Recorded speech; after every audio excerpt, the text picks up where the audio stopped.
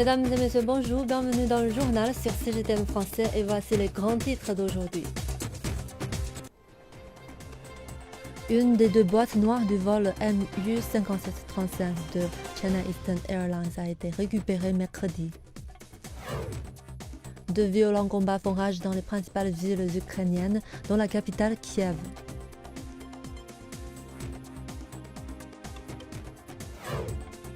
Le 9e Forum mondial de l'eau s'est ouvert lundi à Dakar devant les milliers de participants et d'invités.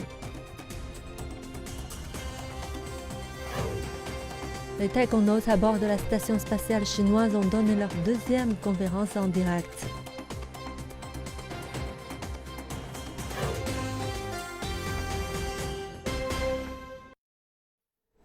Nous commençons dans la région autonome Zhuang du Guangxi dans le sud de la Chine où l'une des deux boîtes noires du vol MU5735 de China Eastern Airlines a été récupérée. Il s'agit de l'enregistreur de voix du cockpit. La boîte noire a été retrouvée à environ 20 mètres de la zone d'impact principale. 132 personnes étaient à bord de l'avion, dont 123 passagers et 9 membres d'équipage. Aucun survivant n'a été signalé. Selon un premier rapport, aucune irrégularité n'a été constatée lors de la vérification avant le vol. Le pilote et les deux copilotes étaient en bonne santé et avaient de bonnes relations familiales. Le terrain montagneux et les fortes pluies ont augmenté la difficulté de l'opération de recherche. Les équipes de soutien local ont construit un chemin de 500 mètres à partir d'une route principale pour améliorer l'accès au site du crash. Nos enquêteurs ont effectué un examen préliminaire de l'enregistreur. L'extérieur de l'enregistreur est très endommagé, mais les unités de stockage, bien qu'elles soient également endommagées dans une certaine mesure, sont relativement complètes. Sur la base d'une évaluation préliminaire, il est identifié comme l'enregistreur de voix du cockpit. Il est en route vers un institut de l'aviation civile à Beijing. Le téléchargement des données et la traduction des codes prendront un certain temps. Cela pourrait prendre plus de temps si ces unités de stockage sont endommagées. À 19h mercredi soir, les sauveteurs ont fouillé une zone de 46 000 m². Nous avons récupéré des débris d'avions et des tissus humains et les avons transférés à l'équipe d'enquête. Jetons maintenant un coup d'œil à certains faits clés concernant le crash de l'avion. L'appareil transportant le vol MU5735 était un Boeing 737-800 de plus de 6 ans, appartenant à la China Eastern Airlines. Il y avait 132 personnes à bord, 123 passagers et 9 membres d'équipage. L'avion a perdu son signal radar à 14h23, soit environ 1 heure après le décollage, et s'est écrasé dans une zone montagneuse du district de Trangxian, à l'extérieur de la ville de Huzhou, 15 minutes plus tard. L'avion était équipé de 2 boîtes noires. Les données fournies par Flightradar 24 montrent que l'avion était à une altitude d'environ 29 100 pieds, soit environ 9 000 mètres, quand en moins de 2 minutes, il a perdu le contrôle de l'appareil et a plongé à grande vitesse jusqu'à environ 7 400 pieds. Après cela, il a réussi à se redresser et à monter jusqu'à 8 600 pieds. Cependant, il a piqué du nez une seconde fois et s'est écrasé au sol.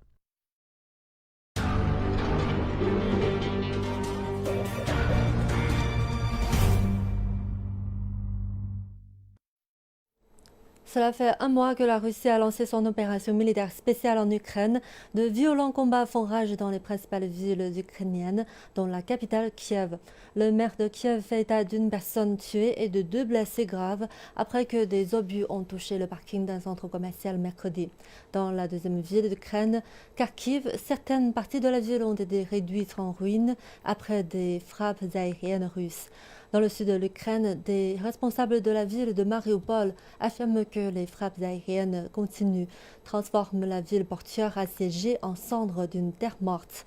Alors que le conflit s'intensifie, l'Ukraine et la Russie ont convenu de 9 couloirs humanitaires permettant aux civils de fuir les combats. Le président Zelensky a déclaré que les pourparlers sont conflictuels, mais ils avancent. Mais mercredi, la délégation ukrainienne a déclaré que les négociations avec la Russie se heurtaient à des difficultés majeures, ce dont s'est fait l'écho le ministre russe des Affaires étrangères Sergei Lavrov.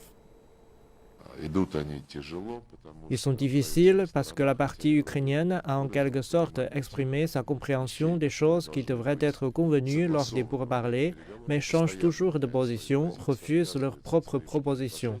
Il est difficile de se débarrasser de l'impression que les collègues américains leur tiennent la main. Lavrov accuse les pays occidentaux d'envoyer des armes en Ukraine, affirmant que Moscou pense que les États-Unis entravent les pourparlers de paix. Lavrov affirme que le but ultime de l'Occident est de préserver un monde unipolaire et que l'Ukraine est utilisée comme un outil pour contraindre la Russie.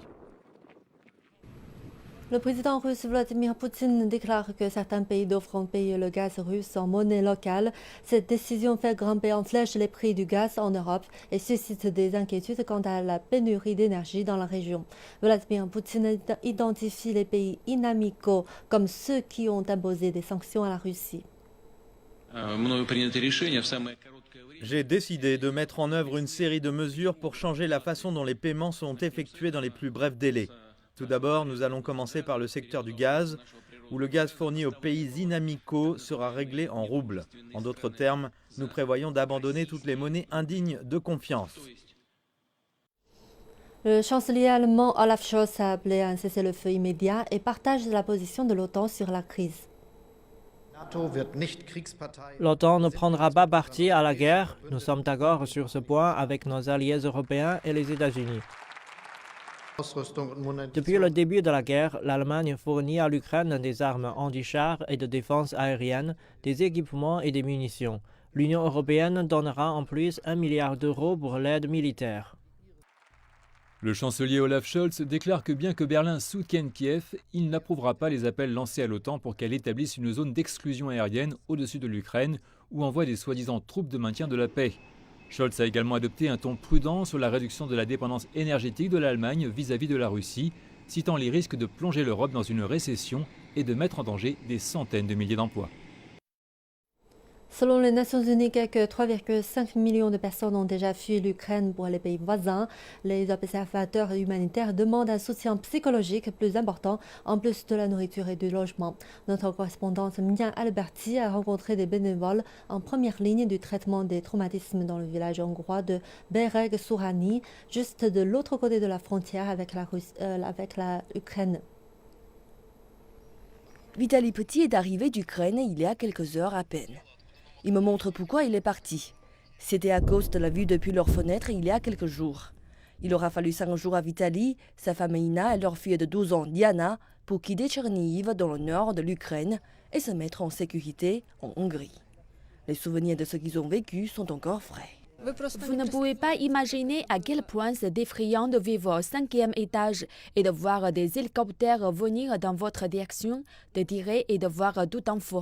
Maintenant, ils ont trouvé la sécurité dans ce centre d'urgence à la frontière hongroise. Ici, loin de la guerre, les réfugiés font face à une autre bataille, plus silencieuse, le traumatisme. Les experts en traumatisme affirment que ces réfugiés ukrainiens seront vulnérables à développer une détresse émotionnelle à vie. Surmonter les horreurs de la guerre est particulièrement difficile pour ceux qui ont laissé quelqu'un derrière eux. Ce thérapeute qui a demandé à rester anonyme est l'un des nombreux volontaires à rejoindre cette ligne de front. Ce peuple se relèvera, reconstruira sa vie, n'oubliera pas, mais s'en remettra très probablement. Mais il ne pourra pas oublier complètement et cela pourrait être vraiment horrible. Qui vous dit le laisser là-bas? Qui vous dit le laisser mourir là-bas? Car ils utilisent très souvent ce terme. Chaque réfugié ici a des histoires à raconter, certaines encore très difficiles à se souvenir, d'autres impossibles à oublier. Ina est elle-même psychologue et elle est bien consciente de ce qui attend sa famille.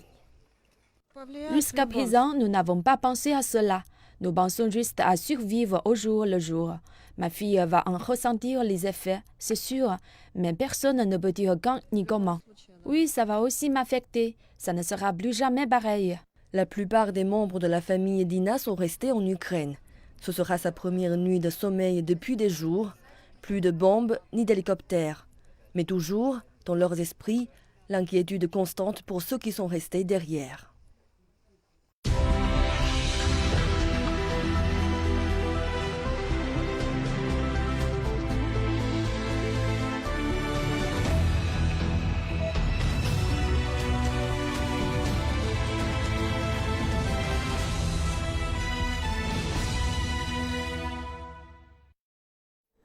Les candidats à l'élection présidentielle française multiplient les meetings.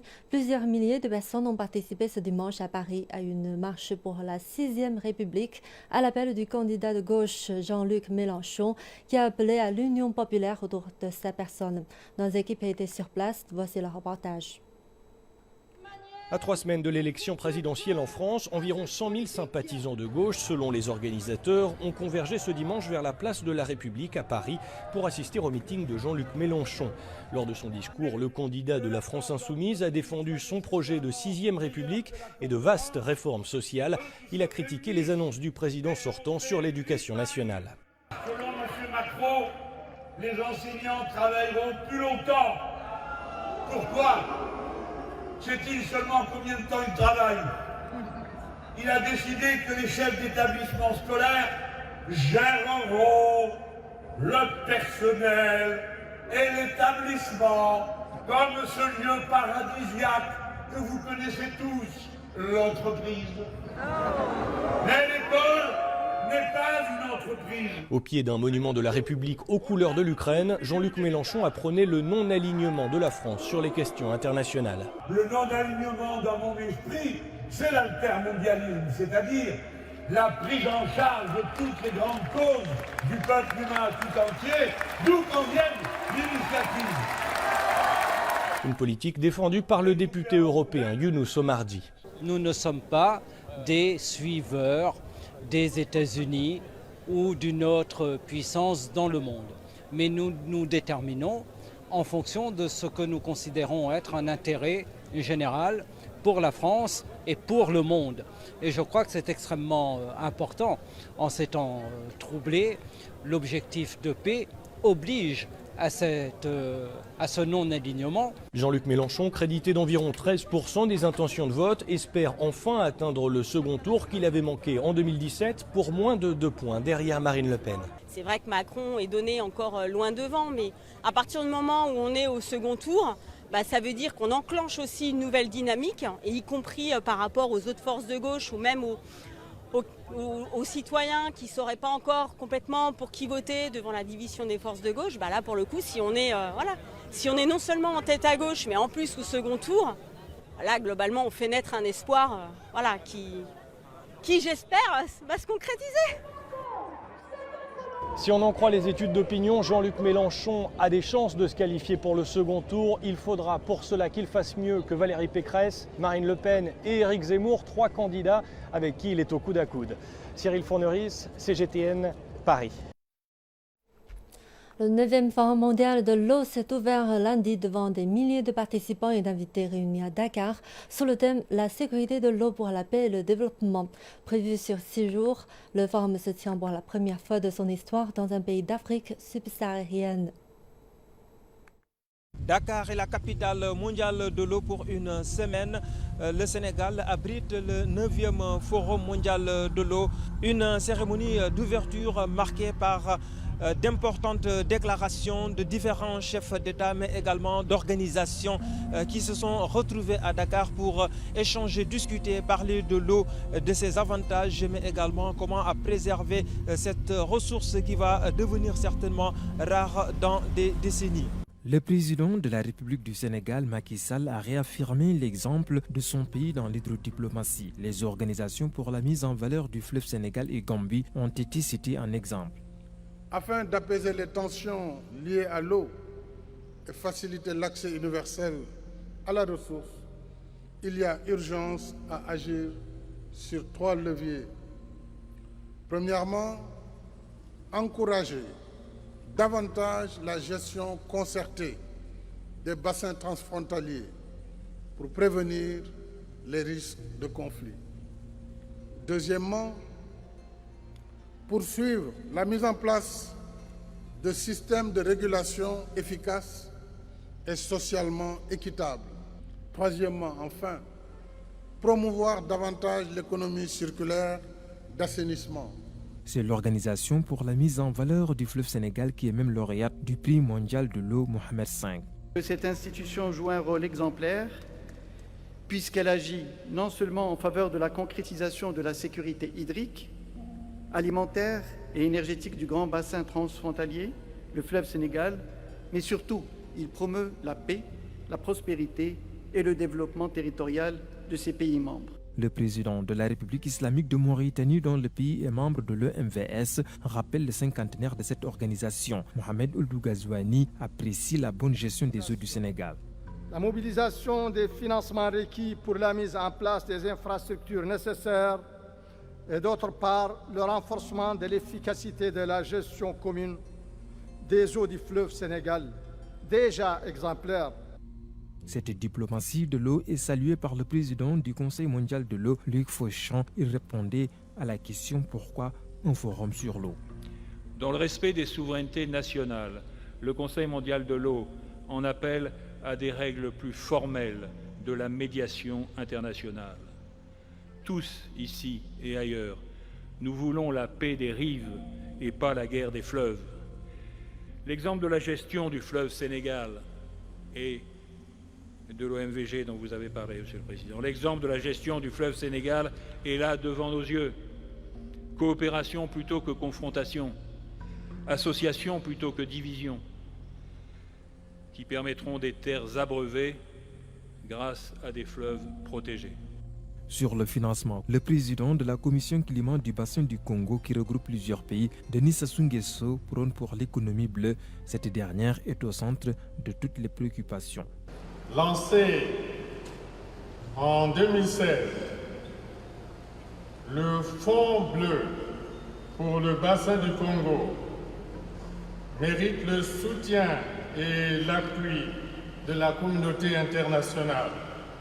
Et les discussions, les échanges, mais également les consultations populaires vont se poursuivre pendant une semaine ici au Sénégal. Passons maintenant à la pandémie de coronavirus. Le nombre de décès dus à la COVID-19 aux États-Unis a officiellement dépassé la barre du million. Les États-Unis sont le premier pays à atteindre cette triste étape depuis le début de la pandémie. Les données du site web des statistiques World Matters montrent qu'au mercredi à 22h30 GMT, les États-Unis avaient enregistré un total d'1 761 décès dus au coronavirus. Les États-Unis continuent à assouplir les restrictions concernant le virus, malgré la propagation du dernier variant d'Omicron, BA2. Singapour va lever davantage de restrictions anti-Covid-19 dans le but de relancer son économie. Dans sa première allocution télévisée depuis des mois, le Premier ministre Lee Hsien Loong a déclaré que la vague d'infection causée par le variant Omicron était bien sous contrôle. Il a déclaré que le nouveau cadre de la cité-État permettra aux Singapouriens de voyager plus facilement à l'étranger. Il a ajouté que la plupart des restrictions seront également levées pour les visiteurs entièrement vaccinés. De plus amples détails sont encore à venir. Singapour verra également certaines restrictions locales assouplies à partir de mardi prochain. Le port d'un masque à l'extérieur sera facultatif, tandis que la taille des rassemblements sociaux autorisés sera doublée, passant de 5 à 10 personnes. Alors que Shanghai lutte contre une importante épidémie de Covid-19, certains des célèbres quartiers commerçants de la ville signalent un ralentissement des affaires. Alors que les restrictions ont été mises en place et que les gens choisissent de rester loin des zones publiques. Elle s'étend sur près d'1 kilomètre de long et accueille jusqu'à 1 million de visiteurs par jour, principalement des touristes. Mais en raison de la vague de Covid-19 dans Shanghai, même les touristes nationaux restent à l'écart. Ce qui donne à la rue de Nanting, habituellement animée, un aspect bien différent de la normale. De nombreuses entreprises ont décidé de changer leur approche.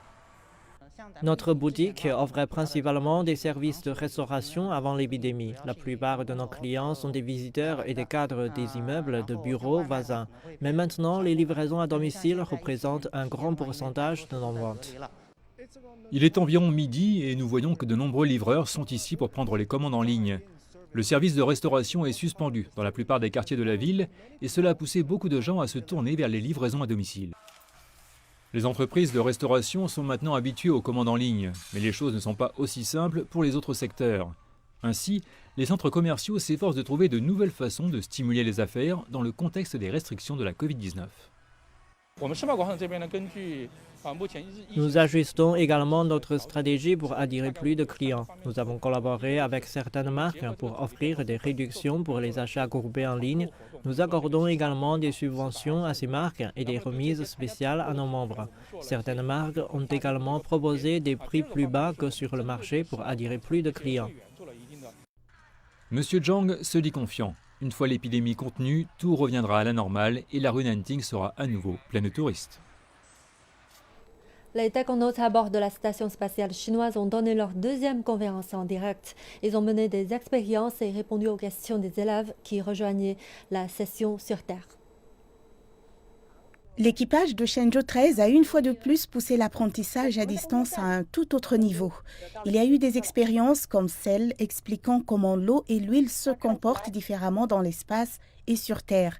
Il y a eu des aperçus rares de la façon dont certains des équipements expérimentaux de pointe de la station spatiale fonctionnent et pourraient être utilisés à l'avenir. De nombreuses questions ont été posées par des élèves sur Terre. Cet élève du Tibet a demandé à quoi ressemblait la Lune sur la station spatiale. Cet élève du Xinjiang a demandé si ces projets scientifiques pouvaient être embarqués à bord de la CSS. La réponse qu'ils ont reçue n'était rien d'autre qu'informative et encourageante. La séance a duré moins d'1 heure, mais les élèves avaient beaucoup de questions sur le cosmos, même après avoir salué l'équipage. J'aime les cordes à sauter et je me demande ce que ça fait de sauter à l'intérieur de la station spatiale chinoise. Ce que nos taïkonautes ont fait est vraiment impressionnant. Je veux savoir s'il y a des conseils pour faire face à tous ces défis. L'équipage de Shenzhou 13 rentrera le mois prochain, mais d'autres leçons scientifiques de la station spatiale chinoise sont attendues car la CSS et le laboratoire spatial national doivent être achevés cette année. Mise en scène par le célèbre acteur chinois Pu Cunxin, la version bilingue en mandarin et en tibétain de Hamlet est en ce moment en tournée nationale en Chine. L'actrice Qin Mizhuoma, qui interprète le rôle d'Ophélie, a accepté une interview de CGTN français au cours de laquelle elle nous a raconté son histoire avec le théâtre. Reportage.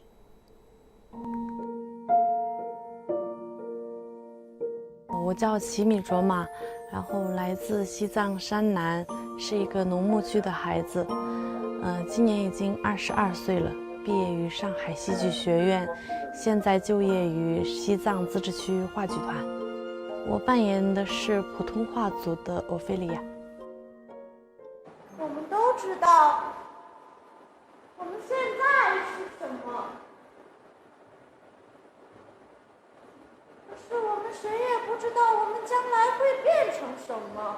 我觉得在《哈姆雷特》里可以看到很多人性应该值得思考的东西，比如说生存或者毁灭。